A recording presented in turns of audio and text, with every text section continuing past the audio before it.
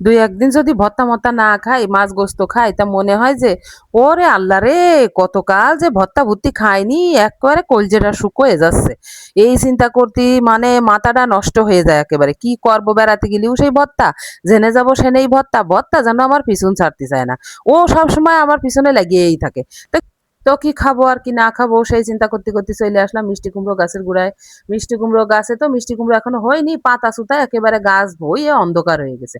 তো ছুরি দিয়ে কয়টা ফসফসায় ডাগা ডুগা কাইটে নিলাম, জালি জুলি ডাগাগুলো কাইটে নিয়ে হচ্ছে চলে আসলাম ঘরে। এই মিষ্টি কুমড়ো ডাগা দিয়ে চিন্তা ভাবনা করতেছি আজকে হলো চচ্চড়ি করব।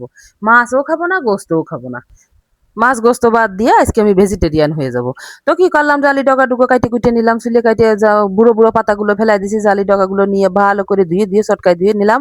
এর মধ্যে আবার ভর্তা খাতি মনে চাচ্ছে, তা কি করব, কাঁঠালের বিচি কতগুলো চুলে কাটে নিয়ে দেখো সিদ্ধ করতে দিয়ে দিলাম, কতগুলো গবগবায় পানি ঢেলে দিলাম, দিয়ে কাঁঠালের বীজগুলো সিদ্ধ করতে দিলাম। এরপর চলে আসলাম সেই শাক রান্নার জন্য। এই দেখো কতগুলো শস্য নিছি, শস্যগুলো ধুয়ে টুয়ে ভালো করে নিছি। এর মধ্যে দুটো কাঁচামরিচ নিলাম, একটা টমেটো কেটে নিছি, ধনে পাতা পেঁয়াজ রসুন এগুলো সব নিছি একসাথে নিয়ে। এবার কি করবো, বাটাবাটি করার সময় নেই, তাই তাড়াতাড়ি করে এই ব্লেন্ডার মেশিন নিয়ে চলে আসলাম। নিয়ে এসে সব কিছু এক ব্লেন্ডার মেশিনের মধ্যে গাদায় গুদায় দিলাম, দিয়ে ব্লেন্ডার করে নিয়ে এসে তাড়াতাড়ি এর মধ্যে করে হলদির গুঁড়ো মরিচের গুঁড়ো দিয়ে দিলাম। আমি একটু মরিচ বেশি খাই, সেই জন্য 2 চামচ মরিচ দিছি, দিয়ে ব্লেন্ডার করে নিছি। এবার এই কাঁঠালের বিচিগুলো সিদ্ধ করা হয়ে গেছে, সেইগুলো উঠে মরিচ খানিকটা বাইজে নিলাম, কাঁঠালের বিচিগুলো সরষের তেল দিয়ে বাইজে নিলাম, নিয়ে উঠে থুয়ে দেবো। দিয়ে এবার ওই কড়ার মধ্যে আবার তেল দিয়ে খানিকটা পেঁয়াজ ছাড়িয়ে দিছি।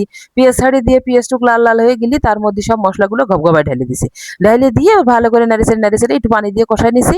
কষাতে কষাতে একসময় যখন তেল উঠে এসে তখন হচ্ছে যে সিদ্ধ করে রাখিলাম সেই শাক আর একটা আলু দিয়ে সিদ্ধ করে রাখিলাম। এবার এর মধ্যে দিয়ে দিছি, দিয়ে নাড়িয়ে ভালো করে ঢাকনা দিয়ে ডেকে দিছি। ডেকে দিয়ে এই দেখো আমার রান্না প্রায় শেষ হয়ে গেছে। ভিডিওটা বেশি বড় হয়ে যাবে বলে বেশি দেখালাম না।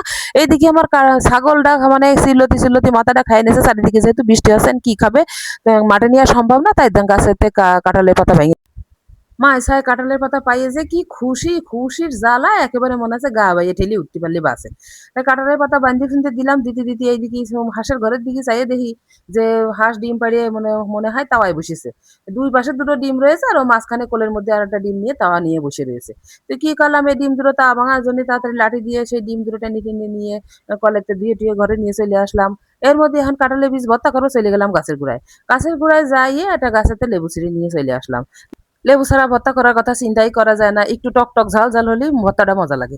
তো খানিকটা মরিচ একেবারে ডলে ডলে ভালো করে পেঁয়াজ দিয়ে ডলে ডলে নিলাম, নিয়ে কাঁঠালের বীজ মাখাই এর মধ্যে ধনে পাতা লেবুর রস ছিটে দিয়ে দিলাম। ভর্তা হয়ে গেল আমার মজার ভর্তা। এর মধ্যে খানিকটা তেল দিয়ে দিলাম, হয়ে গেল ভর্তা। এবারে সেই তরকারি নিয়ে বসে গেলাম, অল্প কটা লাল চালের ভাত নিয়ে বসে গেলাম। আমরা গরিব মানুষ, তাই লাল চালের ভাত খাই। ভর্তা আর ওই চচ্চড়ি দিয়ে ভাত গালে দিচ্ছি, আর একটু করে বিষ ঝাল গালে দিচ্ছি।